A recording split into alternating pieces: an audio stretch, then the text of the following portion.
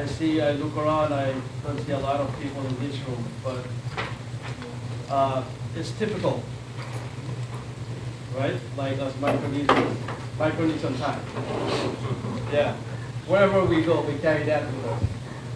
So, anyways, I like to keep the meeting to 2 hours. So, out of that 2 hours, we'd like to have a little more time of Q's and A's. So we can leave this room and we have something to take with us to our homes and to our communities. Okay? I would like to begin to welcome the delegations. This is the first time that we've had delegation from our states, not just from one. Especially accompanied with our speaker, Mr. Sinha. And let's take advantage of them while they're here. I know you guys have tons of questions and answers to your questions. And I'd like to thank them for their time to select this opportunity to come out here. I know state of Oregon is, we are #1, right? Yes, we are #1. This is the #1 state. Yeah, we're the fastest growing minority, but at least we get recognized. Yes. We got so many good people here, yes, locally. I've seen Lloyd here, a couple people there, so they'll have time to at least say something. I'd like us to know them here in Oregon, who they are, what they do. They have done a very outstanding job for us, Micronesian Pacific Islanders as a whole. And I know it's going to be a lot of questions regarding the CR 19155, dated November 19, 2015. Guess what? I'm happy that Senator Frigger is here after that CR resolution. Right? Let's give that for us.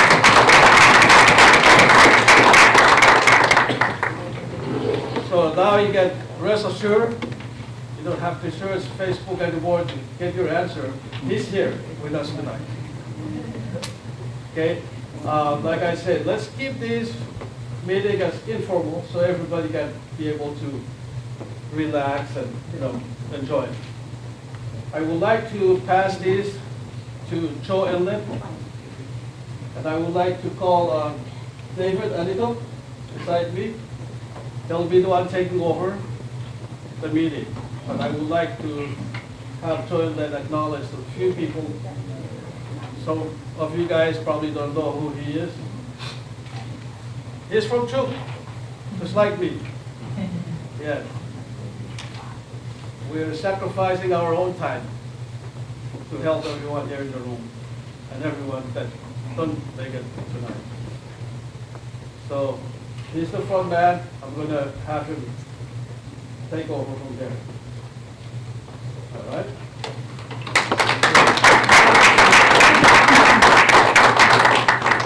Thank you, David. I guess I'm here to just recognize some people in the room, but really the honored guests are, we should be giving them more time to speak to us. So I'll just keep it very brief.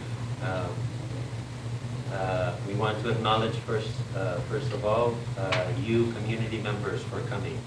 I think this is a very important time for us to be able to engage our leaders. These are the leaders that lead our country. And I know that this is a sign and a testament to their care for their citizens who are living abroad. And so thank you all for coming. I know that many are still on their way here. There are, of course, David had already mentioned some of the advocates for the COFA bills here, which is one of the big accomplishments for our community here. I want to recognize Lloyd Hennion, who is a board member of CAN. If you can stand up.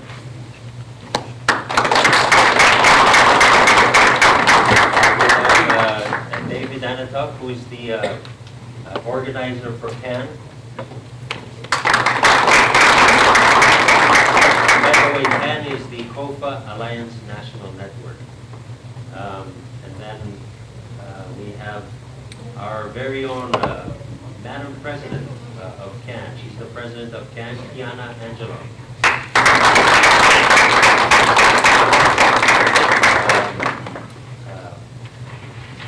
We also have our treasurer for CAN, Paulina Fairman.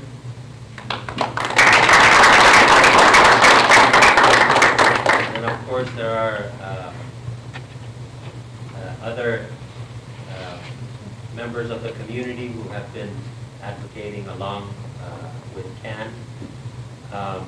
We also have some special friends from the state Department of Consumer and Business Services, but I won't say anything much further about them because the speaker would like to address them directly. But as you see, we have quite a mix of people here. There are people from not just one state, but all of our states in the Federation. So without further ado, I will hand this floor over to our Honorable Speaker of the Congress of the Federated States of Micronesia, Mr. Wesley Seminay.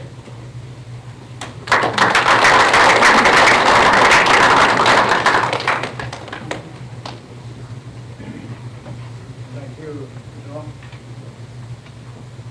On behalf of this small delegation from the Congress of the Federated States of Micronesia, I would like to take this opportunity to thank each and every one of you for showing up to this meeting and for taking the time out on your busy schedule to be with us. Our delegation, before I continue, I would like to introduce them. So you know that maybe you've heard of them, but I haven't actually seen them in person. So I will introduce them at this time. Beginning on my immediate right is Isaac Gutierrez. He is the chairman of our Committee on Ways and Means. Monica.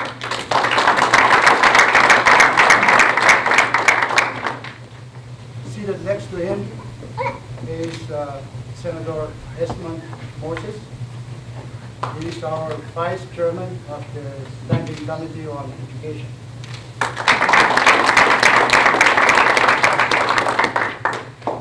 Next to him is David Panuelo. He is the chairman of the Standing Committee on Resources and Development.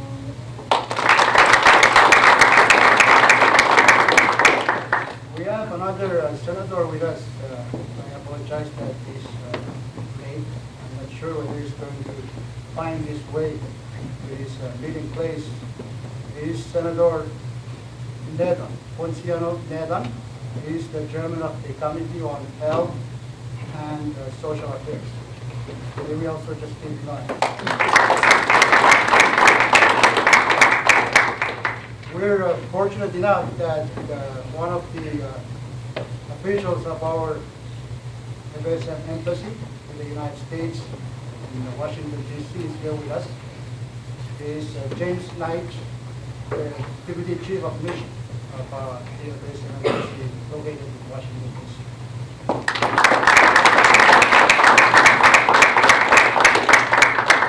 With us, we have huge staff. Sitting to my left is Yancy Cottrell. He's not an American. Of course, you know he's an American. And he's one of our legal staff, especially staffing the Ways and Means Committee.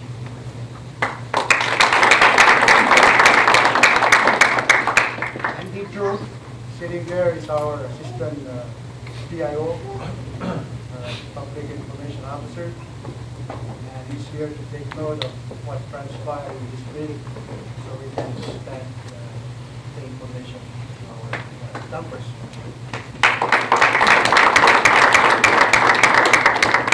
And seated in the back with their glasses on is our Assistant Budget Officer, Alfred Hansen.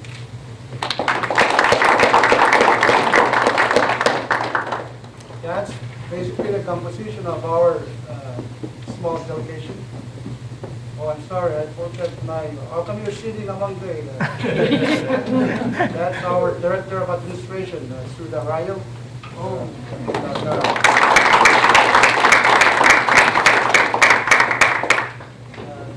that's the introduction for our small delegation.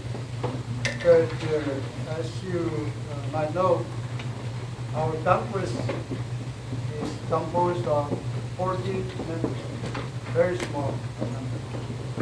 So having 5 members here from key committees, that should indicate to you, our citizens, that we do get we bring some key committees to hear with you and hear from you what the things that you want to tell us.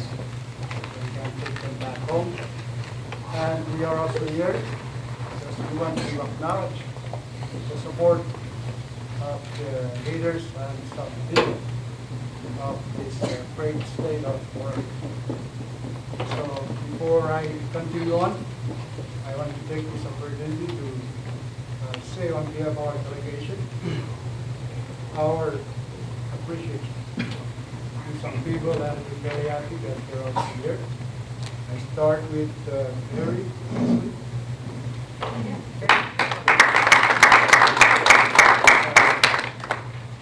And Jiggy Flowers. I think some of you who are here may not also know them. And we've just been introduced to them by our people here. And I understand they are two of the most instrumental officials who made the premium assistance program possible and the fields that can their hard work. So I would like all of us to come together and acknowledge them for their hard work and the great work that they've done, for especially for you.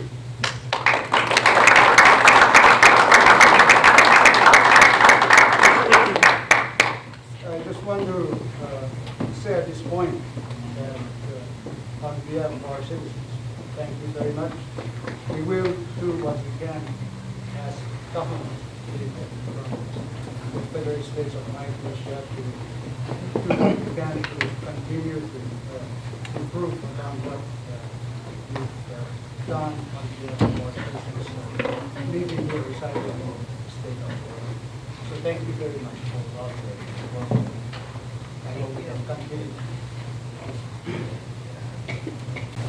And of course, we know there are these good people, great people from the CAN who are here. I think Joe and we've already introduced them. But I would like to take this opportunity on behalf of our delegation to express our appreciation to them for the great works that they've done in making sure that this kind of benefits, which for the first time are made available to you, our citizens, because of the works that they've done on your behalf. You see, a lot of you take these kind of things for granted because we think they are easy to come by.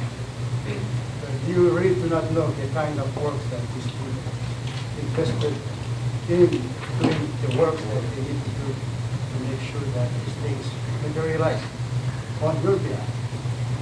So you should, like us, be grateful to these people for that work that they do. Aside from this, like I said, we came here to listen to you, to hear from you what your problems, concerns, and I've noted that I take note of the fact that This is probably the first time the Speaker of the FSM Congress came out to you on an official trip to sit down with you and learn from you what your problems, your concerns, and your comments, complaints of what your officials in your government are doing or trying to do to make your lives easier here in Oregon and in the United States in general.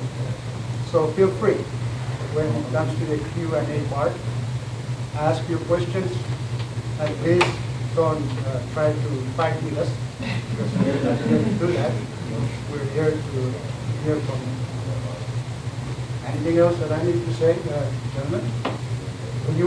They will have their own time to say a few things to you. But for us on our behalf as a delegation, again, thank you very much for those of you who made it this far. I hope that when we finish, you can go back and spread the word, what you heard from us, and feel free to also write us, or what you call that, Facebook, what you call it, do so. In fact, I can just tell you that since I became Speaker last May, I tried my best to improve our relationship with our citizens. And by that, I mean we're trying to improve our website.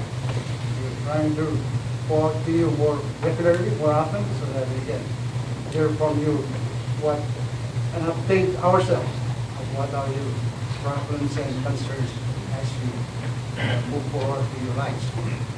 We've also tried to establish some more transparent programs like live sessions where you can watch on internet when we're in session. We'll be trying to do that.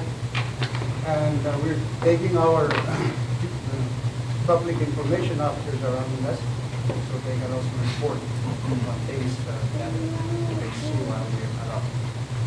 So, just be a little bit more patient with us. We'll make sure that those things will happen.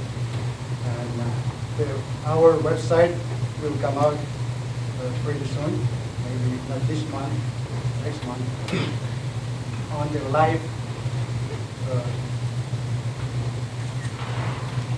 celebration of our, broadcasting of our sessions. I'm hoping that that's done this summer. So we will keep you updated, posted on where we are on those things. Thank you very much. I think that would be my introductory statement. Of course, there will be time to discuss more in detail and in substance some of the issues that you might want to bring up while we're here with you this week.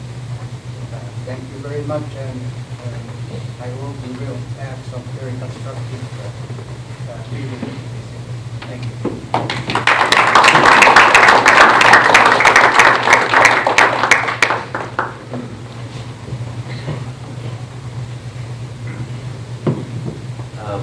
Thank you so much, Mr. Speaker. I think right now we will give to members of the delegation. Give them this time also to address the audience if you have any words for us. Chairman Peter? Well, thank you very much, Mr. Speaker, and members of the Micronesian community residing in Oregon. I joined the Speaker in expressing our profound gratitude to the people that he mentioned earlier. I cannot pronounce your name, but I'm very, very thankful to you and to the Oregon State Legislature for the work that they've done on your behalf. And I should also say that I also thank you for the work that you've done for yourself. If it wasn't for you, you would not be and for our friends, like Floyd and the others, they would not hear your voice. So with that, I'm grateful. And make no mistake, there's no other country in the world that is so close to us other than the United States. The two governments may have differences, but the people have unique relationships. Some of your relatives, sons, daughters, and relatives have served in the U.S. military side by side with the U.S. citizens. Some of our citizens have sacrificed, because of the freedom. We have some my Canadians who serve in the military. Some have been recognized, been awarded the Medal of Valor because of their faithfulness in serving with the United States, in preserving freedom. So I want to say that. And I'm open for any question later on of why I do things. And let me say, for some of you who do not know me, I work with the government, FSM government, since before the inception of the FSM government. I work as a staff with the Commission on Future Political Status and Transition. Then I became a member of that body when I was elected to Congress in 1983. And served for 15 years in Congress, the duration of the first compact. So back in 1995, it was made known to me, and I was lucky because it was 3 months before my 21st birthday that I went to renounce with the U.S. Embassy and go and declare FSM citizenship with the Attorney General's office. So there was a procedure, but it would be nice if we could retain both without having any issues involved. But if you're worried about retaining the FSM citizen, you have to declare 3 years before your 21st birthday in order to retain the FSM. And after that, you would have to not let the FSM know that you still retain one. Because once you're outside the jurisdiction of the FSM cannot do investigations to find out who is actually holding two citizenship. But to play it safe, you have to renounce, which in the dictionary says you reject or deny, and then you declare with the FSM government that you want to retain. Okay?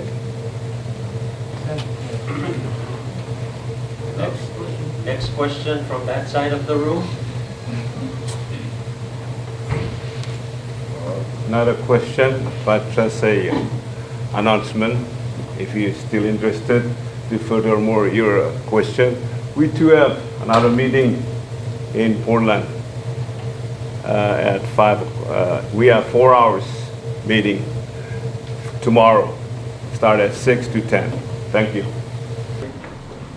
Your busy schedules behind to join your Congress delegations that have traveled from afar to come here to join you. A lot of stuff that's floating on the Facebook, and you know, there's concerns for us, for the people who reside here and work here and taking care of our kids' family, and this relating to the compact, as you have stated, Honorable. So you don't want them to intervene. Exactly. Thank you. I think we hear you loud and clear. Okay. And I think you kind of addressed that. Yeah, I know we talked about a lot. I think that was the most important. I mean, a lot of us expressed of our fear of staying out here with what's going to happen as the repercussions of the things that will happen. We understand that. sure we're all taking note of that Okay, concern, that fear. thank you. Okay, thank you. There's one more question I will allow because it's coming from one of the young people over here. Joe, I'm sorry, Chairman, Nathan has something that Okay.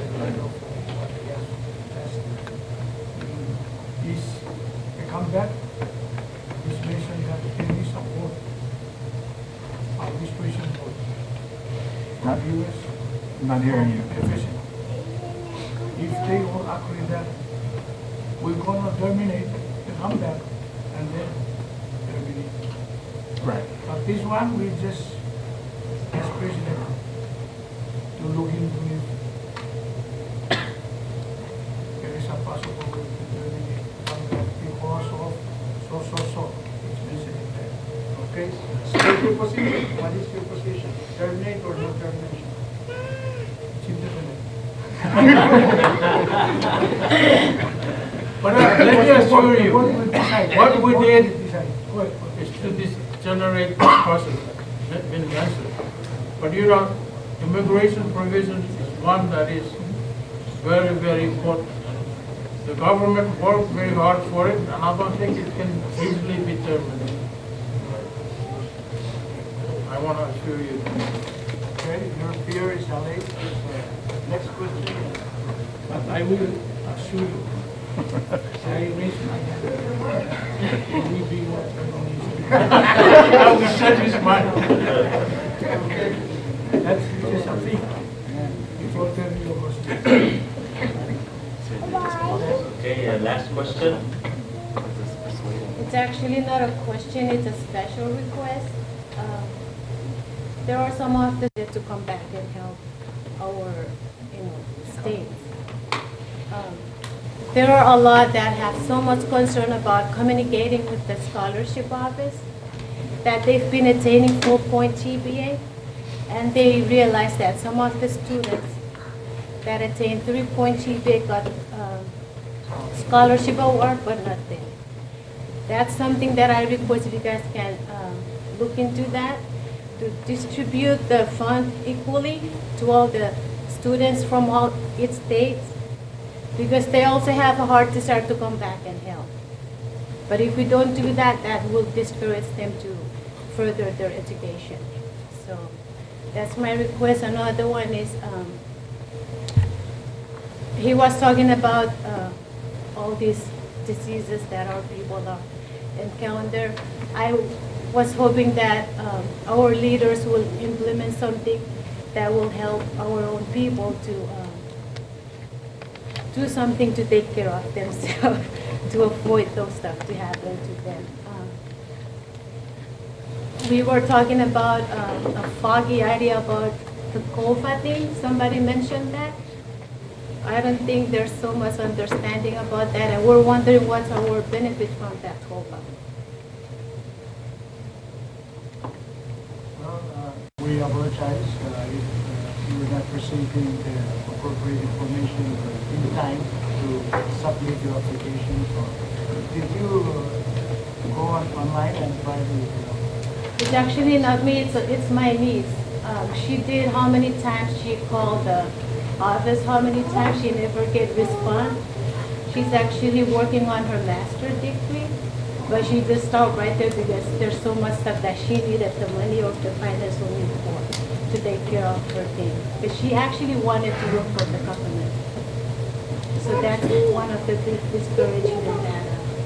We can look into it, that individual case, but as a general matter, as was mentioned earlier, we're not working on a new scholarship law because we, come across those concerns, citizens or students. And the law is already on the calendar. Come this holiday regular session, we will take it up. And that will really improve the office. Because right now, we see something process in the education department of our national government. And if we don't start that work, we feel that there will be more accountable, more transparency in terms of what can be available to students abroad, our citizens. So we will take take that up and for your that individual student. I hope we can keep the names to our staff so they can follow through on it. On the COFA, I don't know what you meant by what kind of benefits. You here? I thought I heard something. The COFA is the Comeback of Free Association. That stands for the Comeback. So the benefits are just out there. You're here, you're going to school, you're going to work. That's the immigration component of that. And then there are other ways that economic benefits that goes to our nation building in terms of all these development needs that our nation has. So there are many ways we can identify the benefits for your, I think your immediate concern. You're out here because of the operation of your comeback. You want to add something?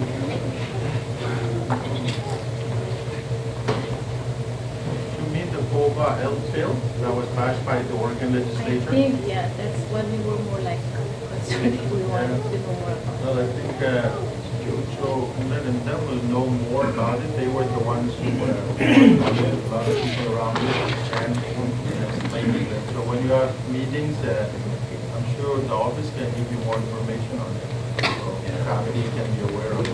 We can talk after this meeting, but we're going to wrap it up here. Once again, thank you all very much for coming out here, and this was a very engaging and lively discussion, and congratulations to all of us. Let's give us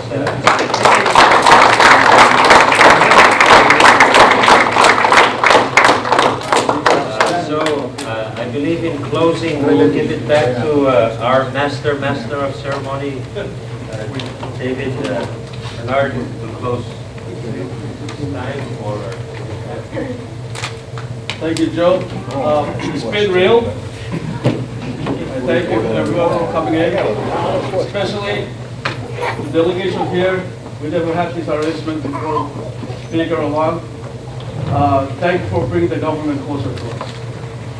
Now we're taking advantage of us, praying to answer the relevant issues that we may have. I think good thing I brought that on 155 resolution, huh? So it kind of took off a little bit better. But I think it's just kind of a wording of it on the media that is kind of get out of hand. So we were kind of scared. Anyway, so I thank you everyone. I thank you Burley for having this place available for everybody. And again, we have another meeting tomorrow up in Portland. So take that time. We've got really good engagement tonight, and I hope tomorrow is going to be even big, better. Ambassador here is sitting, Marcus here behind me. He's the one coordinating that. So he said that they might be in the high rises in Portland with the elevator inside the building, food around. So I don't want to take this much of time because my bedtime is they're hungry. They got to go home and eat. They've been in a meeting all day. So again, I would like to give it to Speaker if he has something to last to say, and I say good night. Thank you. Thank you very much for this opportunity again. Really, on behalf of your servants, your members of Congress who are here, plus our staff and representative of our embassy in Washington, D.C. We really appreciate this opportunity that you've given us to share with you the missions of our delegation. As you know, a lot of things have been said about your conference, most of them not good. We understand is that's how we operate. We operate in that kind of environment. But your complaints, your